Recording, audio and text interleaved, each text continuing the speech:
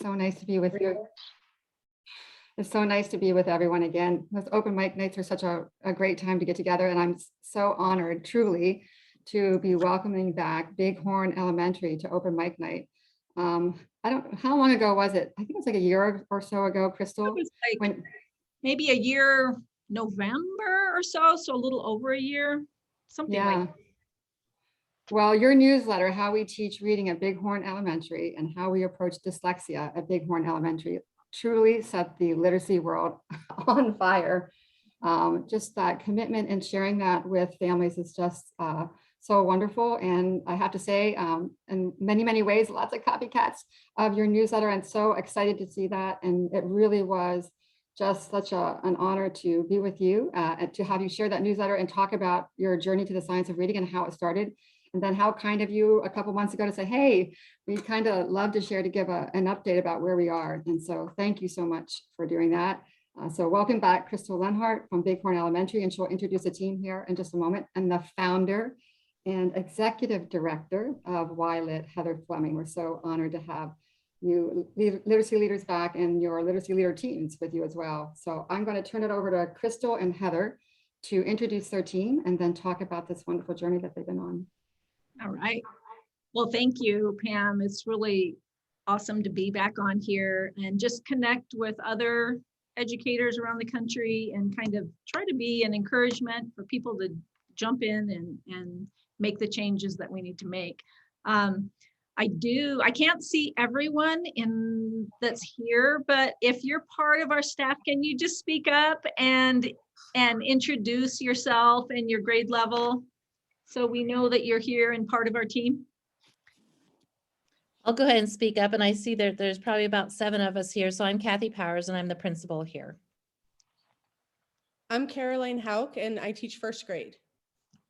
I'm Katie Stewart, and I'm the other first grade teacher. Hi, Elvel. I'm Jenna Butler, and I teach kindergarten. I'm Kayla Martinez, and I teach kindergarten as well. Susan, I teach 3rd grade. And I'm Nancy Garbricht, and I was just hired on in January as the reading interventionist. I'm Caitlin Swing, and I teach Kinder Boost. I'm Nan Wallach, and I teach 2nd grade. Awesome. Is that everyone? I think that's everyone. I think that's everyone. Awesome. All right. Where do you want to go from here, Pam? We'll have Heather share the PowerPoint that you have, and then please feel free as they're sharing to ask questions in the chat, or we can save questions for later too, whichever you feel most comfortable with, Crystal, and the team. Would you prefer that people kind of stop and yeah, that's fine if you want to stop us. Yeah, and we'll just kind of take off where we left off last year. We just have a little slide here to show you kind of who we are. Bighorn Elementary, we're in Bighorn, Wyoming. That's northern Wyoming. We're about 20 miles from the Montana border.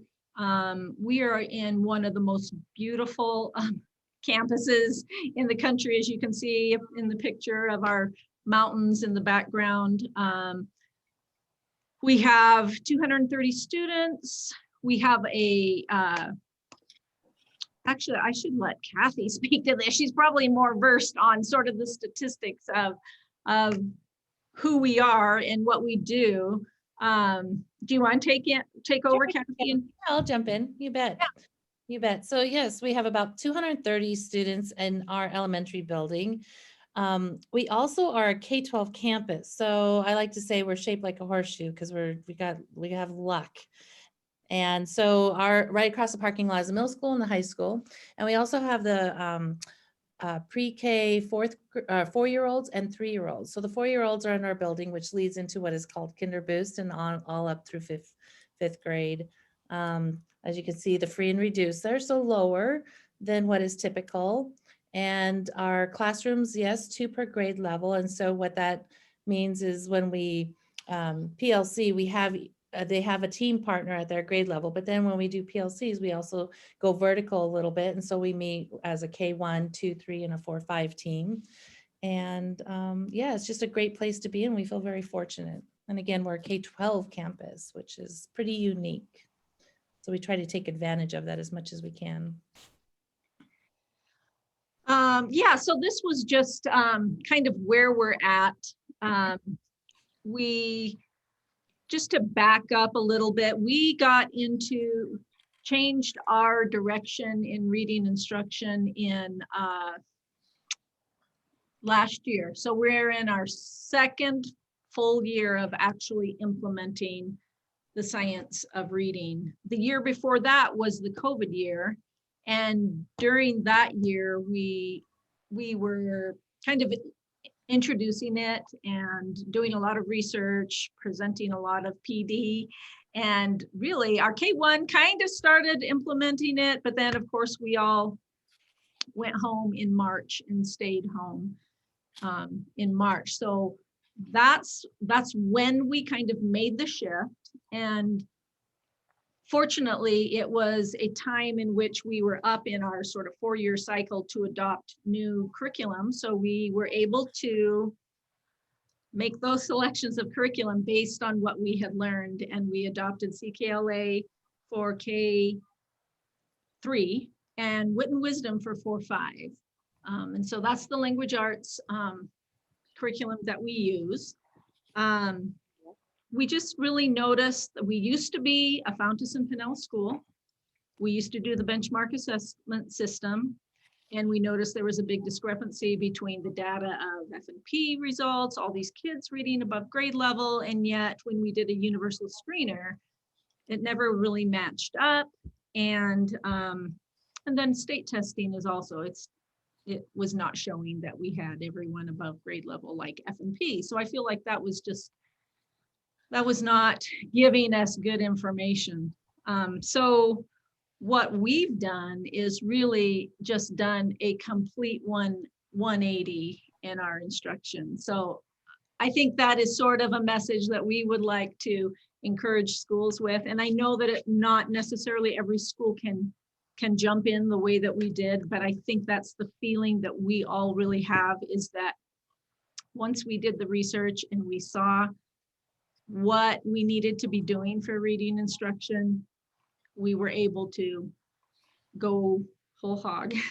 And so we adopted new curriculum. We changed our walk to reading. It was guided reading, very much modeled after, a Jan Richardson, Fountas and Pinnell type of instruction. We changed our walk to reading to structured phonics lessons and a scope and sequence of phonics skills, which then build up into, fluency lessons, comprehension lessons. We want to emphasize also that yes, we have focused on phonics instruction because we really needed to get that in place, but we are very much about building all the strands of the reading rope and just focusing on the ultimate goal of we want our kids to read well and comprehend deeply. So this slide is just showing some improvement over the past few years from 2018. This is our WY-TOPP state testing. And I will attribute a lot of this. We have an excellent math program also. So our math scores in our state testing are really high. But last year we were at 91% proficiency. And according to the School Digger website, we're ranked as the third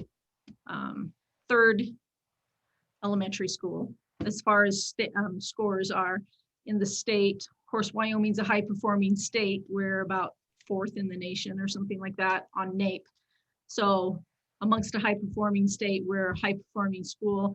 And yeah, we're just super proud of that. And we know there's still a lot of work to do, but we really feel like we're seeing the payoff of making changes in our instruction. Let's see. Next slide. Go ahead.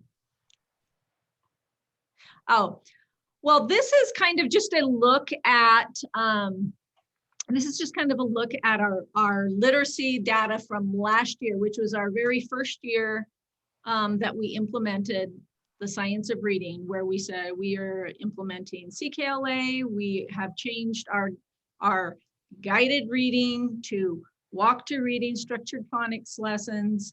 And we see that, you know, at the end of last year, we had 100% of our kindergartners were meeting the expectations, we're meeting benchmark. So that was really awesome. When we look at that particular class of kindergartners, which are now our first graders, we've actually, it's not an easy class. It's not. We have a pretty high percentage, you know, 20% or so that we could say probably have some significant reading difficulty, but they're still meeting their benchmarks. So kindergarten team, do you guys want to jump in and speak to anything of what I've kind of shared about your experience with implementing science of reading? Yeah, I'll jump in and just share a couple things about that group from last year and then our group from this year too, since that's kind of what we have going on. But I just wanted to share a couple things. The class that you see the data in front of you came in with very low letter sound knowledge. Their letter naming was higher, but their letter sound was overall pretty low. We struggled a lot with oral language and vocabulary along with that in that group. And then in addition, at our winter benchmark, we were progress monitoring. I would say out of those 30 kids, at least 15. So the data at the end of the year is a little, I feel like, misleading for that group of kids, but at the same time, it's very heartening, right? We are just here, I guess, to give tribute to the science of reading, of teachers learning new methods of instruction, and just wholeheartedly putting it into effect in our classrooms. And I guess we can attest to really the difference that it can make. I know I'm kind of speaking for Kayla here, but we've never ended a year like that where every one of our children were absolutely proficient. And it was just so rewarding for us. And I guess we just encourage other teachers to just jump in and do the same thing. And we're seeing the same results this year. So in my class, I had 100% of all of my kindergartners meet the winter benchmark for nonsense word fluency. And again, that's not bragging, right? That is just sharing with you all that this skills progression and explicit systematic teaching really is what's best for kids. Yeah, and I would say these kids as first graders at mid-year, 94% of them were meeting their mid-year benchmark in oral reading fluency. So they are on track, but it also takes a lot of work. They are getting what they need. So it's not an easy, it's like these kids with this class with a fairly high percentage of high needs, we're bringing them to benchmark, but we've got some really good systems in place that allow us to do that. So that's another piece of you know, I think why we're having some success, because we've got a really good structure and a good schedule. And maybe Kathy can speak to that for a minute, our systems that are working. Well, Kathy, if you don't mind, I'll jump in real quick. There were a couple questions in the chat. I just wanted to try to answer them real quick. There are a lot of progress monitors out there, right? And we just want to share, we're just using Ames Web because that's what we've had in place since the beginning at Bighorn Elementary. Jed, I guess a quick question would be, how did your instructional practice change from before to now? Now you talked about direct, explicit, but can you just elaborate just a little bit? Because, you know, when you look at the scores in 2020, then you look at them in 2021, it's a big shift. So such excellent instruction in the core, but do you mind sharing specifically, like, what did the pedagogy look like? How did it change? Sure. That's a lot to cover. Well, so maybe a little. I will absolutely do my best, but all joking aside, I mean, it was not a night and day change. I want to give just a little bit of kudos to our K1 data team. We truly are a team. We've jumped in with both feet. And as we talked about today in that data team time, it really takes teachers just willing to learn together, willing to take on so much more than what is accepted or normal, doing the research yourselves. Kathy, I'm going to steal your thunder here. She called it action research. And honestly, you guys, that's what we were doing, right? We would read, we would learn, we would find the research, and then we would put it into practice and see how it went. Another thing is we want to thank Heather Fleming for the opportunity to get the letters training. Honestly, that was night and day for our whole entire team, right? That knowledge was really irreplaceable. And so when you talk pedagogy, that played an enormous role. And then in addition to that, Kayla and I were in the process, right, of taking on all of this new knowledge. I mean, we were F&P teachers, and that's what we knew, and that's what we did. And then we realized that it wasn't the right thing to do anymore. And so when we made the decision to adopt Amplify as our core program for English language arts, we didn't do it lightly, right? There was a lot of time taken, and then there was a lot of learning that happened afterwards. So as far as a change in pedagogy, we went from an elementary school where teachers wrote and selected their own lessons.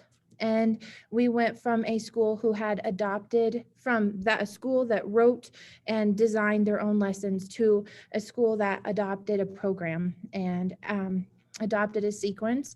And really that first year, we were pretty faithful to it because we wanted to learn what it would give our students. And so really a night and day change that was a journey. Thank you. And still is a journey. Our action research is still in place, and we spend a lot of time learning. I don't think that'll ever stop. Next slide. Yeah, we can just kind of flip through these. These were from, like I said, last year, our first graders. You'll see where they came in and finished with, amazing results. So as kids get older, it gets harder, right? It gets harder to close the gap. But we're still really positive about, we've got, our first graders now started kindergarten, had the foundation that they needed, and it's a class with some high needs, but so far they're making it. So it's not going to necessarily be easy. We found that second grade is hard because they get that basic phonics in first grade. Second grade, there's so much to cover in second grade. So we are really appreciative of our second grade teachers. We're realizing what a crucial grade that is because they are acquiring so much in advanced phonics in second grade. So we are just, working to keep everyone at benchmark. And I think that's one of the things we really have going for us is we are getting really specific with kids' needs and kids' interventions. And I was starting to allude to our scheduling and our systems that we have in place that allow us to do that, because I think that's a big part of it, that we've got the ability to intensify when we need to intensify. And so we've got kids that need 3 hits a day and they're getting it, So Yeah, I thought you can just skip over that. I didn't even mean to have that slide on there. You can stop, you can go, you can close the slideshow, Heather. Okay. Thank you. Yeah, so I feel like it's kind of useful for people to hear like what our systems are, what we have in place as far as you know, our walk to reading time and whatnot. Do you want to talk about that, Kathy? Sure, absolutely. So I can describe it, or Heather, I just had shared it with you as well, if you want to do that share. It's that K1, 2, 3, 4, 5 team again. And basically it's a flooding model. So those that have done like the guided reading, it's kind of the same structure. It's just in the delivery of the lesson. So how can I condense this? So if it's kindergarten's time to do walk to reading, first grade teachers jump in and those first graders go off to a special, and that's how we get the reduced numbers, and we pour everybody in that we can. There we go. So it's all the walk to reading is in the morning, and then we do a lot of walking. So walk to math and walk to spelling is also that another small group system that we have, of which there's the daily CFAs that we can do, say for math, where we're adjusting groups every day in there. So it's just really, it's all about tailoring the instruction to what students need. So after we do our screening, which you had seen the data on, the ones that we have alerts on, we dive deeper and we go into the diagnostic piece of it, of which that's a whole nother system and structure that we lean heavily into. So. Right. And then we also have a win time where, you know, it's another basically shorter intervention time that teachers can kind of use however they need to, but we have found that to be really useful in regards to reading. We have our tier 2 or tier 3 students that need more intensified time, so we can basically extend our walk to reading lesson, that structured phonics lesson, into an additional 20 minutes longer piece if we can get them back in. Our systems are set up to where, like me as a reading specialist, I can get my groups back for a second and third time because we have that built in. We don't have to pull them out of core. We don't have to do that because it's ready. They're ready to come to us at that time. And that has really been a game changer, thinking about how, you know, when we see a kid that needs more, how can we intensify? Often we want to go more time in a smaller group, or our first, you know, approaches. And often that's, you know, that's what we'll do. And we have the structures there to do it. So let's see, any questions that we need to answer before we go on? Just a quick question about walk to spelling. Spelling oftentimes isn't taught. And so I was so happy to see that in the schedule. So just wondering about if you're using a curriculum or what you're using for instruction for spelling. So we have piloted spelling connections for this year, and we were using SRA spelling, and we were finding it was hard to keep life into it. And so I think we're going to go ahead with the spelling connections that's out of Zaner Bloser. It hits all the elements that we think we need to be hitting, and the kids enjoy it. So, and that's at 4-5. K3 has spelling embedded in Amplify, but it's phonics based, you know, and so yeah. Let's see. Any other questions for us? Yeah, there's one question there from Jeannie. She said, do you use a different curriculum during walk to read or the same as your core? It is not the core. That's where we have developed our own lesson plans based on a structured phonics lesson plan to include all those components. And what we've done this year is we've kind of created common lesson plans. One's based basically on word recognition, and then we have some when they're moving out of word recognition into fluency. some with fluency and comprehension, some just comprehension. And we kind of created lesson plans that our goal is to compile those together as a resource for us to not be rewriting a ton of lesson plans. But we use a phonics scope and sequence and follow that solid lesson plan. And that's what we do. We don't have a program or curriculum for that. Thanks, Crystal. Any other questions before we go on?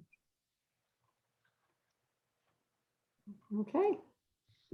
Let's see, some of the other things that we have done, it's always a continual question in our mind how we're going to, check kids with their progress through that phonics scope and sequence. So that's an ongoing process of us figuring out how do we want to check in with kids, make sure they've got the skills that we're teaching. So we're developing some skills checks for that, and also systems to kind of track what has been taught in the scope and sequence.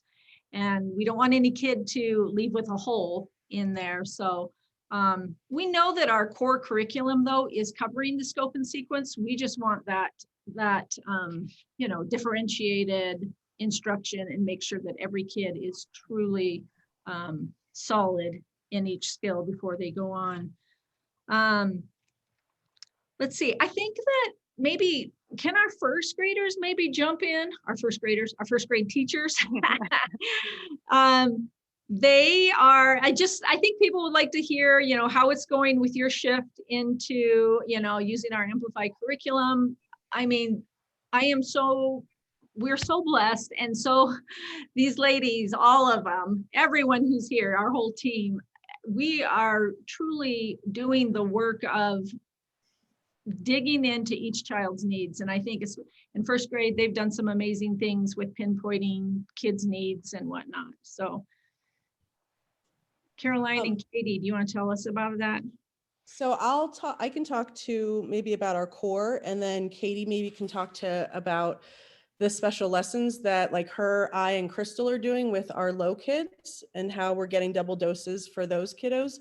But last year, like Jenna said, we were very deliberate about following CKLA with fidelity. And, but we did find that there's some things that I don't want to say they don't do well, but they don't do how we want them to do it, I guess.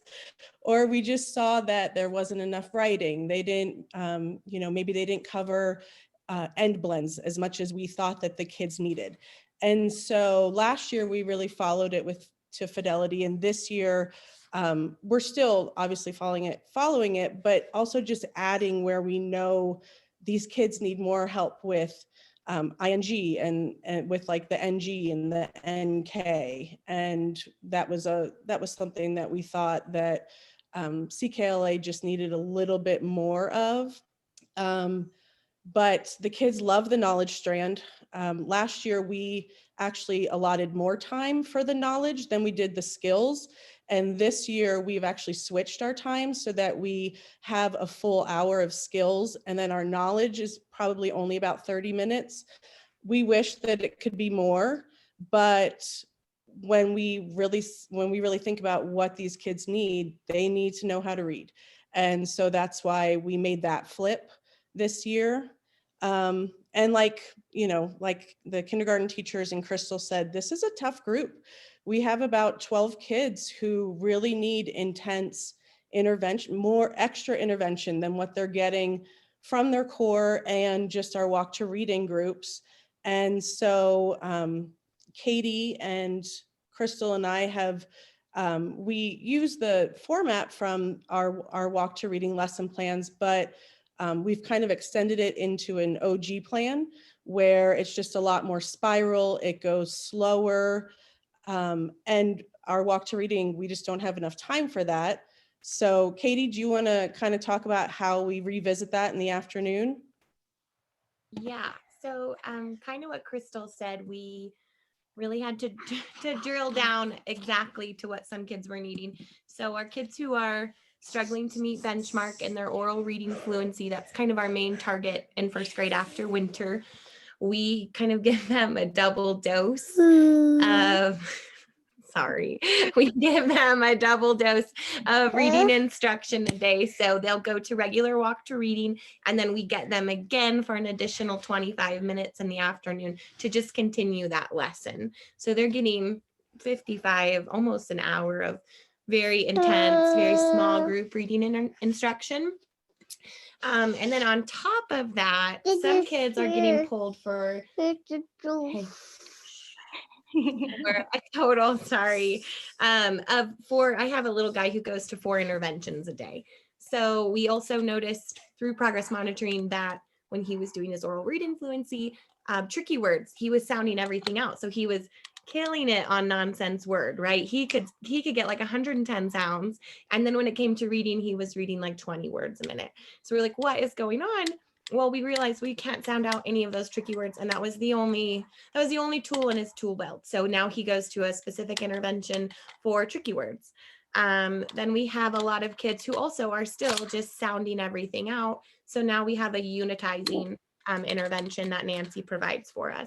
So we've just really this year, and as we learn more, have tried to just target specific aspects of their reading and then create interventions around those specific aspects of their reading. So right now I think we have interventions set up for reading fluency, unitizing, which goes along with reading fluency, tricky words, and we do have like a writing language that Crystal pulls again in the afternoon. We even have one of our secretaries helping out with, like, it's all hands on deck. We just kind of flood these kids. And I mean, their day is long. They work hard all day, but it's working and it's what they need. So, yeah. And I'll just interject that we're fortunate to have a good amount of specials that we can, rather than, we don't pull kids out of the core, we'll pull them out of a special for a 15-minute thing if they're in that zone of needing even an extra piece. So we do really take that into account. But I think this has been really really exciting at these grade levels to really drill down, get really specific, and it's like that's what we love to see happening. So. I have to say, I'm just so impressed with how you set up a system to ensure that every child's going to become a skilled reader. And the amount of support that they're getting throughout the day is just, I don't think I've ever heard of a school that's doing that much support for all kids to ensure they're skilled readers. Yeah, we can really, I do really believe we are really examining, we are looking for the kids that need it, and then we're coming after them. Yeah, I also wanted to mention too, one of the really exciting things that's happening in our school, and again, we really want to thank WY-LIT for their contribution here, that we've been able to implement Project Ready in our preschool and our Kinder Boost, which is our sort of prep kindergarten. And that's Mount St. Joseph's preschool program that they've created, and WY-LIT supported us in getting that implemented in our preschool. We've really seen how much we need that language piece. I think Caitlin is here. She's our Kinder Boost teacher, and I asked her to just speak a little bit to what she's seeing with that program and implementing that. Are you there, Caitlin? Yeah. Yeah, so we are very lucky to be able to implement the Project Ready curriculum, and it's all thanks to Heather. And so our preschool, our 4-year-old preschool is doing it, and then I am the Kinder Boost teacher, so we're also doing it in the Kinder Boost classroom. And so what it is it's just it's a comprehensive preschool early learning curriculum that's focused on language development, content knowledge, and early literacy skills. And it has, I think it has 12 theme-based units that focus around whole group instruction, small group instruction, and then center-based instruction. And the themes are so engaging and interesting for the students. They are all in. Every time we've been in one, right now we're in astronomy, and they are learning so much through it because the topics are just very interesting to them. And so they've been really engaged.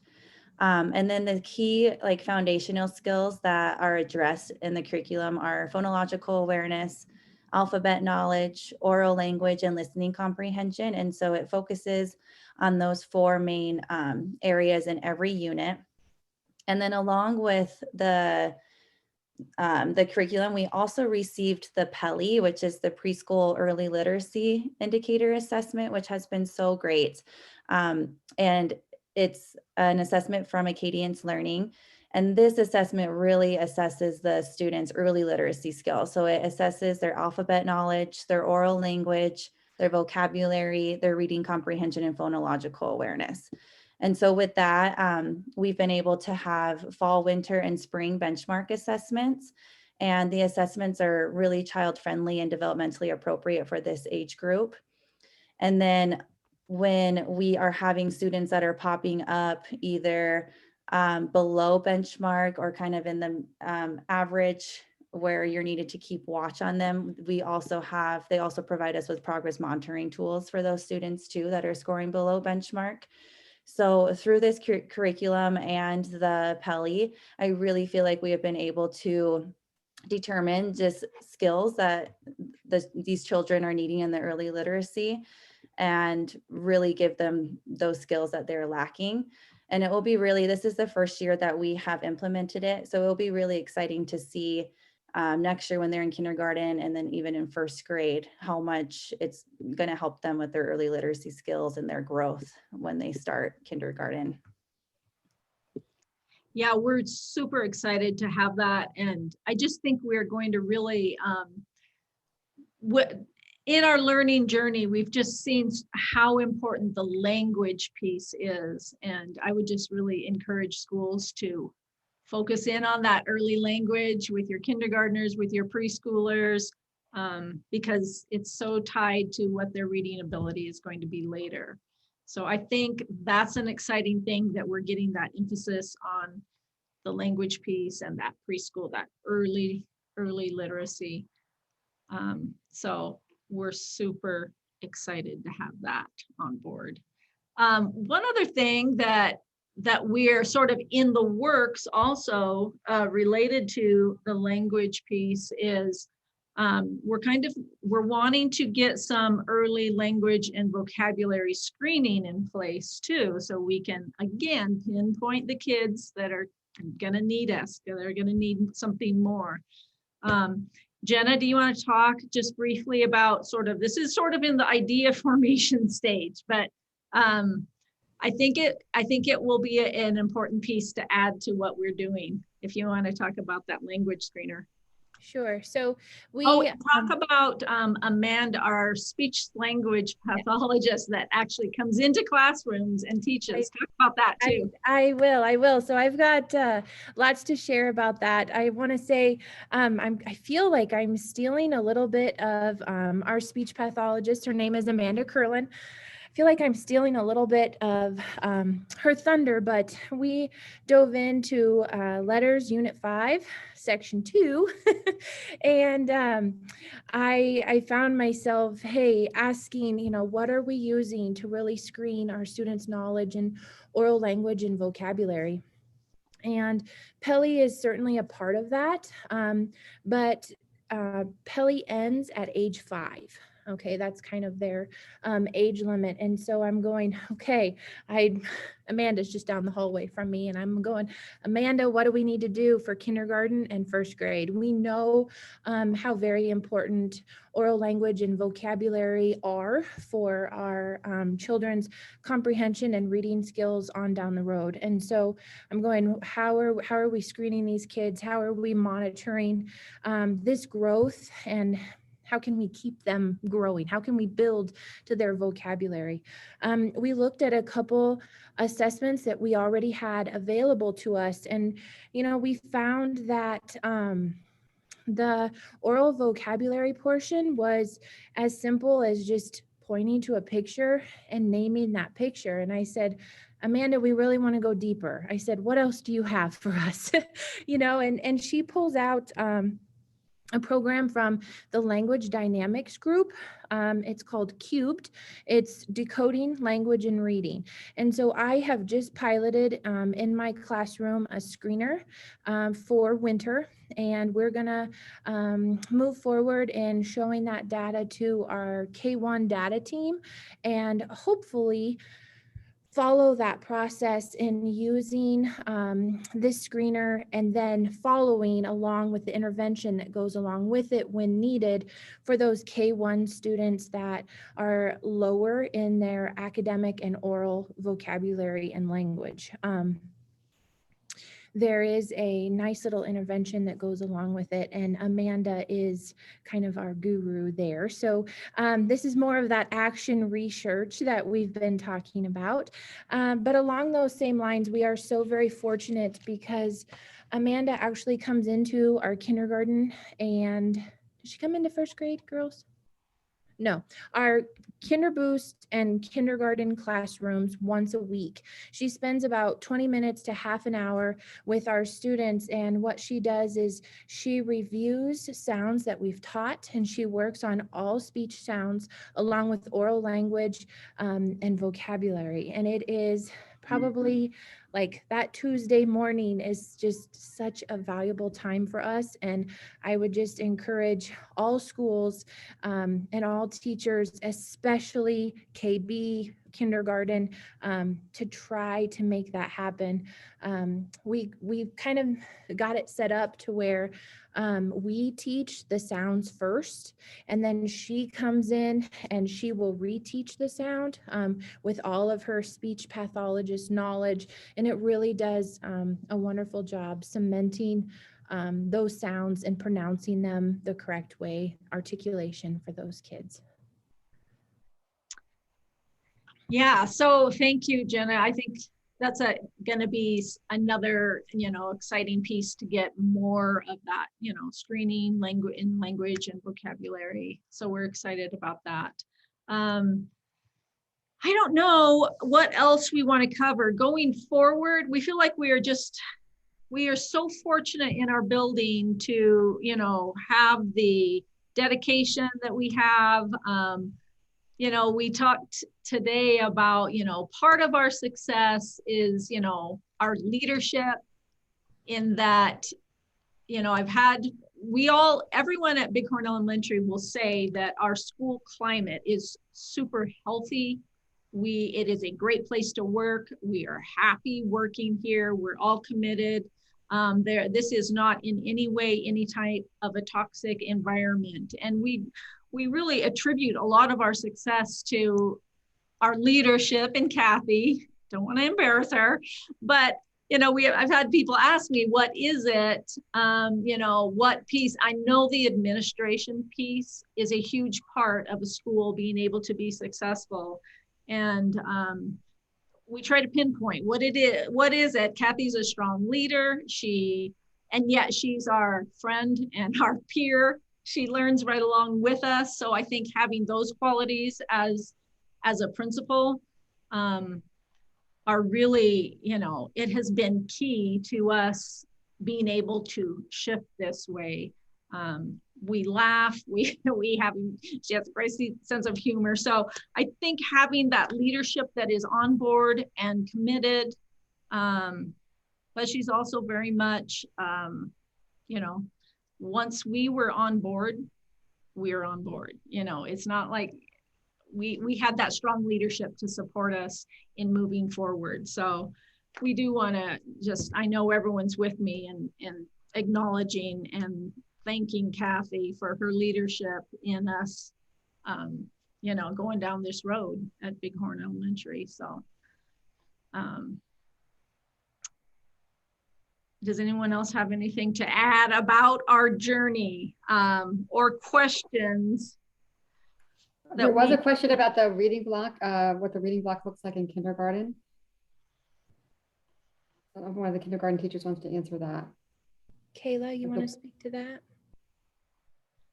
Well, we have a really good outline that Crystal has made, and we kind of all go off of that.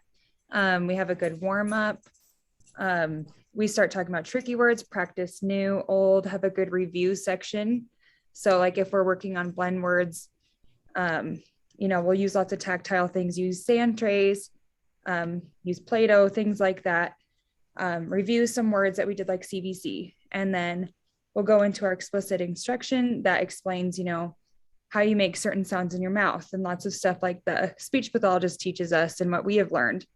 And so we'll teach, you know, all the specific sounds, when you would use it, and each word, or like even with first grade. So when I teach the first grade group, I'm teaching them like the doubling rule in words. So just different things like that.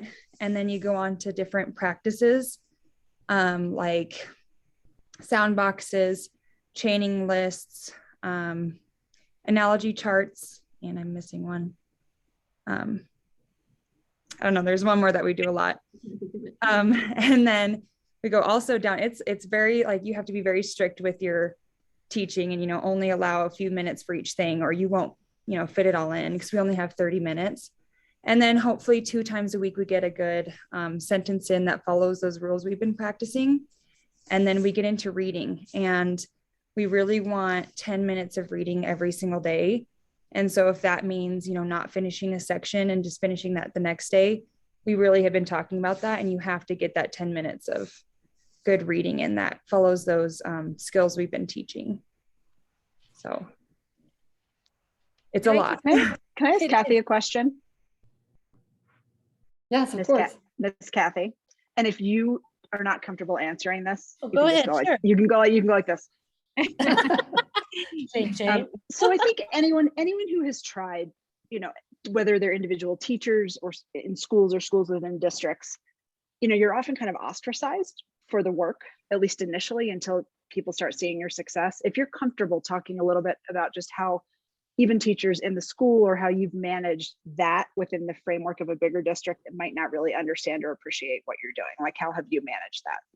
Right. Well, you know, change is hard, especially when you make such a huge change like that. That's hard on everyone. And I don't know, when you see the research, it's all about the research.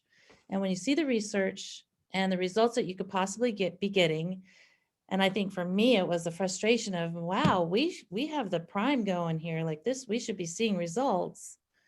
Then we have to do something differently, right? You can't keep doing the same thing over and over. And not, yeah, you just, I don't know. So you just basically said to your district, your leadership, like, we have to do something different, right? You know, and you just sort of pushed back. 65% to me rounds to half. We can't keep doing this. We have had the PLC Supreme, like we followed everything, like we're doing it, but there's something definitely wrong. Our core is not, it's supposed to be that 80-85%. We're doing something wrong. What are we doing? And that's that action research piece where, you know, when you know better, you just have to do better. And it's the trust in your people too. We've learned it together. And now you got to let them be the experts, because they are the experts. It's trust, I think. And here at Bighorn Elementary, everybody is in the right seats. Like, this staff is amazing. It's amazing. Yeah. So I don't know if that answered your question, but it's doing the right thing. Kathy, I hope we take a moment to look in the chat and read Jan Haswick's quote from Louisa Moats, but certainly must agree. If we want equitable outcomes for all our kids, we really need leadership to lead the way and create the systems, because without it, oftentimes we'll have these teacher islands of excellence where teachers learn the science of reading and they're in there trying to do a great job, but kids have to luck into that teacher's classroom. So we don't want that. We want every child to have the right to literacy, and that happens with leadership, creating the systems and the support for teachers. And like your staff, I do want to commend you for that. And I also, of course, you know, everyone listening here can see the passion, the dedication, and the relentless learning and commitment to ensure every kid reads at Bighorn Elementary. That newsletter itself spoke volumes. It was a message to the world in print, and very specific about, we're changing things at Bighorn. We're sharing this with you, with parents, and get ready, because every kid is going to learn to read at Bighorn Elementary. So I want to commend you before people start asking questions, because you just have really made my heart so happy tonight to know that there are educators and leaders out there that are moving mountains for kids. So thank you for that. But who has questions for these amazing educators and leaders? I don't have a question, but I just want to thank you all so much, because, I think of Hernandez's research. He says students who aren't reading on grade level by the end of third grade, they're 4 times more likely to drop out. And I deal a lot with students who are in those middle school and high school grades. And so often I see students who may be having issues, but it's not necessarily because of a disability, but it's because of dysteachia of what they've been taught and how they've been taught. So I just want to commend you. I put in the chat about a friend of mine who lives in your area, whose daughter has dyslexia and really struggled for years, and until she could get the appropriate support she needed. So I just want to commend you all for doing this, and I hope it takes on a life, well beyond you all in your state. And thank you so much for sharing with us. Thank you. We appreciate that so much. Thank you. Any questions? Any resources maybe that you'd like the team to send along that I can put on the Wakelet to share with anyone here that they're interested in? Any resources that you guys might be willing to share? I know you're also you've been so very generous always. I would, while we're waiting maybe for questions, I would be curious as to, I'm sure that was a very positive reaction, but how did parents respond to that newsletter? And maybe how did school districts around you, if they read that newsletter? I see some smiling going on there. How did school districts around you respond to that newsletter? Like, I'm curious about it, because the newsletters truly were inspirational. And so many districts, they emulated that newsletter, and it was a catalyst in many school districts too for change, and also for communicating with families about how the district was moving towards the science of reading. So that the newsletters, I would be curious. We haven't really had a chance to talk about that. How did they impact? Well, I think that we hit the ground running not this year, but the year before, with parent meetings, especially, it was really all grade levels, I think, but it was really impactful in kindergarten, first grade, second grade, where things were really going to look very different. And I mean, the teachers could speak to this, but I think mostly our parents were like, yes, we need this. I know there's something not quite right with this child of mine and their reading. But I will say sometimes in regards to, so you get both sides with parents. Sometimes they don't want to hear that their child has a difficulty with reading. Sometimes they're like, yes, thank you. We knew something, we need that support. So we are always trying to communicate openly with them. I wouldn't say that we had anything really directly with closely surrounding school districts that I personally know about. Our sister school in our district has now jumped on board, and they are embracing the science of reading, and that is really awesome to see. They were just a couple steps behind us, but they are right on board with all of that now too. So that is exciting. We've hosted several schools around Wyoming that have, or I should say our region, that wanted to come and make a site visit and see what we were doing. So I know it has impacted them in that way. And for the most part, I mean, classroom teachers, you can speak to this, how parents, I think that it was really positive. We didn't really have any pushback, hardly at all, tiny bit, but not much to speak of. I remember you saying that, or somebody asking me at some point, what should we do? If a kid's in 4th grade and we're kind of just discovering stuff that we should have known in 1st grade, how do we talk to parents about that? And I remember that there was some anxiety about that. Did you feel like when you said to parents, listen, I think my advice was sort of don't apologize, but just explain what you're doing now. Like, this is where we are and this is what we're doing. We got it, right? Like, how did you find that process?